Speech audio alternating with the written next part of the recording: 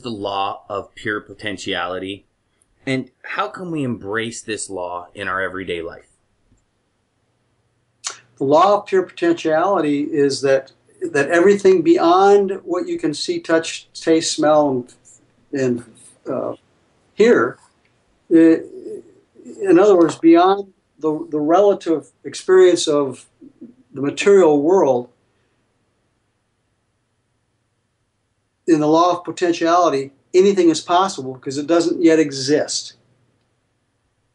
Anything is possible. And so we ask ourselves, how do we dip into the law of potentiality and create something out of it? With our beliefs, our consciousness, how we think, how energy moves through our bodies and our minds. The law of potentiality is unformed essence, energy, waiting for us to give it a template so it can be poured into it and take the form of that template. And this goes back to, I know that you want to talk about the difference between abundance and prosperity, and it really is relevant to that conversation too. Okay. What is the difference between abundance and prosperity? A lot of people have a great confusion around that, and it's important that you get clear on two things. Abundance is a universal principle, a potentiality. It's a principle that says there's more than enough of anything you can conceive of, because the universe is without limits. If you look to the physical universe, you can see there's billions of galaxies and stars and the grains of sand on the beach, and all the metaphors about there being countless amount of good available. Abundance is a principle of more than enough.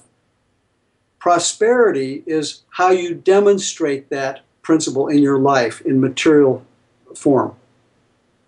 Okay, and I'm not talking just about money. We can be prosperous in good health. We can be prosperous in healthy relationships. We can be prosperous clearly with material things as well. But those things only represent abundance that has become manifest in a certain form based on our beliefs. You know the saying, as within, so without. As you believe, so it is. Our belief system casts a net into this universal prolific principle of more than enough, and it draws in exactly according to the belief system that we have, that amount of good in our experience. I use the metaphor in the book about going to the well rather than the bucket. The bucket is our belief system. The well would be more or less a metaphor for the law of abundance. It says there's as much as you can conceive of, you can have. What you can conceive of is the size of the bucket. You drop the bucket into the well of more than enough, how much can you pull up? Only as much as the bucket will hold. Your bucket is your belief system. It's your consciousness. So it's not about getting a bigger well. It's about building a bigger bucket.